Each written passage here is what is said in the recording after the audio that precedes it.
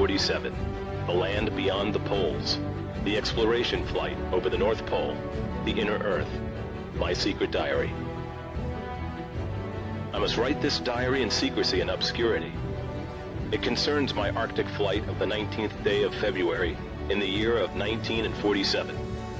There comes a time when the rationality of men must fade into insignificance, and one must accept the inevitability of the truth. I am not at liberty to disclose the following documentation at this writing. Perhaps it shall never see the light of public scrutiny. But I must do my duty and record here for all to read one day. In a world of greed and exploitation of certain of mankind, one can no longer suppress that which is truth. Flight log, Base Camp Arctic. February 19th, 1947. 0600 hours. All preparations are complete for our flight northward, and we are airborne with full fuel tanks at 0610 hours. 0910 hours. Vast ice and snow below. 0915 hours. In the distance is what appears to be mountains. 1000 hours. We are crossing over the small mountain range and still proceeding northward as best as can be ascertained. Beyond the mountain range is what appears to be a valley with a small river or stream running through the center portion. There should be no green valley below. Something is definitely wrong and abnormal here. We should be over ice and snow. To the port side are great forests growing on the mountain slopes. Our navigation instruments are still spinning. The gyroscope is oscillating back and forth. 10:05 hours. I alter altitude to 1400 feet and execute a sharp left turn to better examine the valley below. It is green with either moss or a type of tight-knit grass. The light here seems different. I cannot see the sun anymore. We make another left turn and we spot what seems to be a large animal of some kind below us. It appears to be an elephant. No, it looks more like a mammoth. This is incredible, yet there it is. Decrease altitude to 1,000 feet and take binoculars to better examine the animal. It is confirmed. It is definitely a mammoth-like animal. Report this to base camp. 10:30 hours. The external temperature indicator reads 74 degrees Fahrenheit. Continuing on our heading now. Navigation instruments seem normal now. I am puzzled over their actions. Attempt to contact base camp. Radio is not functioning. 11:30 hours. Countryside below is more level and normal, if I may use that word. Ahead we spot what seems to be a city. This is impossible. Aircraft seems light and oddly buoyant. The controls refuse to respond. My God! Off our port and starboard wings are a strange type of aircraft. They are closing rapidly alongside. They are disc-shaped and have a radiant quality to them. They're close enough now to see the markings on them. It is a type of swastika. This is fantastic. Where are we? What has happened? I tug at the controls again. They will not respond. We are caught in an invisible vice grip of some type. 11:35 hours. Our radio crackles and a voice comes through in English, with what perhaps is a slight Nordic or Germanic accent. The message is, "Welcome, Admiral, to our domain. We shall land you in exactly 7 minutes.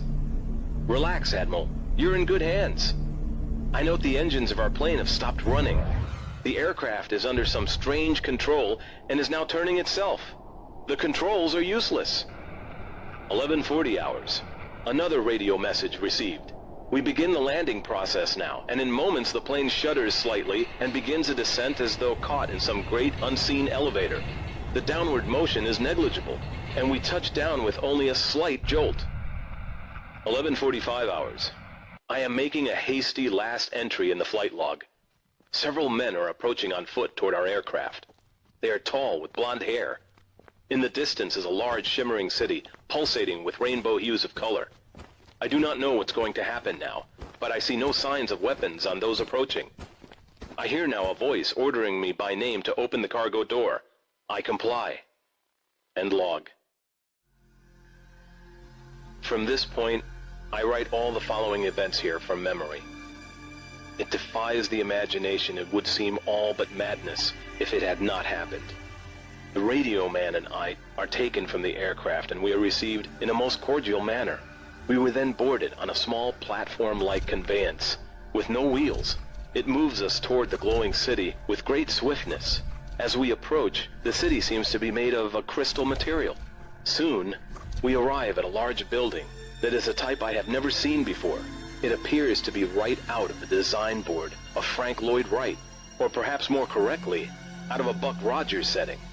We are given some type of warm beverage which tasted like nothing I have ever savored before. It is delicious. After about 10 minutes, two of our wondrous appearing hosts come to our quarters and announce that I am to accompany them. I have no choice but to comply. I leave my radio man behind, and we walk a short distance and enter into what seems to be an elevator. We descend downward for some moments, and the machine stops, and the door lifts silently upward. We then proceed down a long hallway that is lit by rose-colored light that seems to be emanating from the very walls themselves. One of the beings motions for us to stop before a great door. Over the door is an inscription that I cannot read. The great door slides noiselessly open, and I am beckoned to enter. One of my hosts speaks. "Have no fear, Admiral. You are to have an audience with the Master." I step inside, and my eyes adjust to the beautiful coloration that seems to be filling the room completely. Then I begin to see my surroundings. What greeted my eyes is the most beautiful sight of my entire existence. It is, in fact, too beautiful and wondrous to describe. It is exquisite and delicate. I do not think there exists a human term that can describe it in any detail with justice. My thoughts are interrupted in a cordial manner by a warm, rich voice of melodious quality. "I bid you welcome to our domain, Admiral." I see a man with delicate features, and with the etching of years upon his face.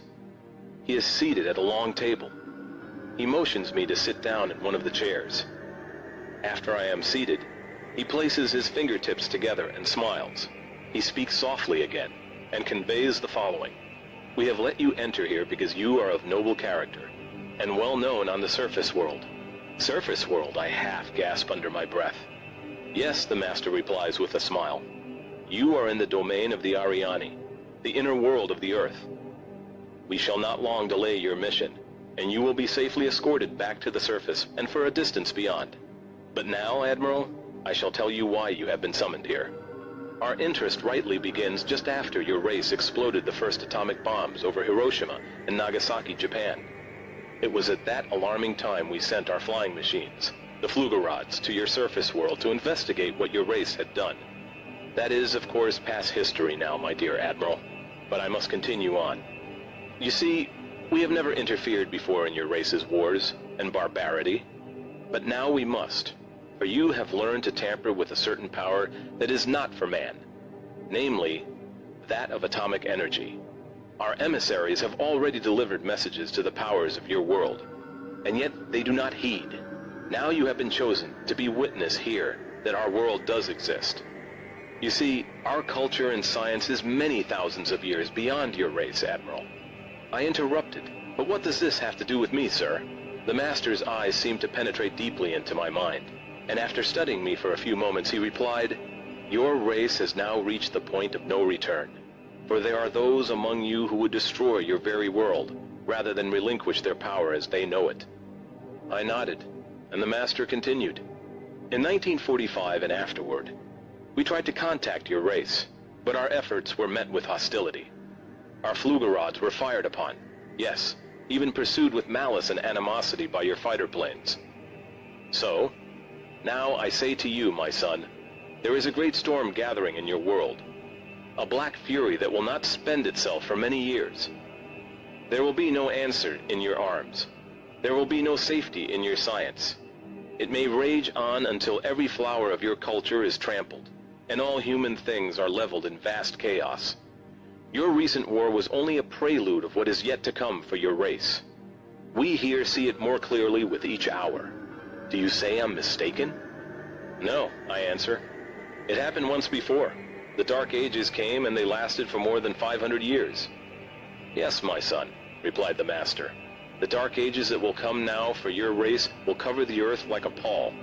But I believe that some of your race will live through the storm. Beyond that, I cannot say. We see at a great distance a new world stirring from the ruins of your race, seeking its lost and legendary treasures. And they will be here, my son. safe in our keeping. When that time arrives, we shall come forward again to help revive your culture and your race.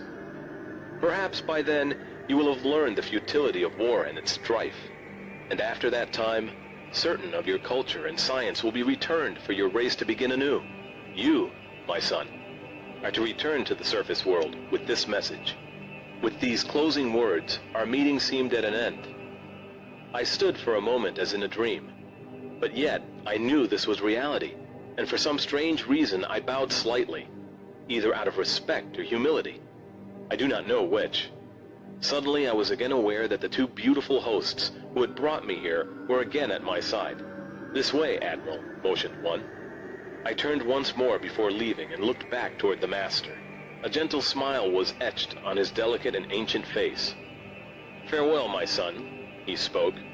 Then he gestured with a lovely, slender hand motion of peace, and our meeting was truly ended.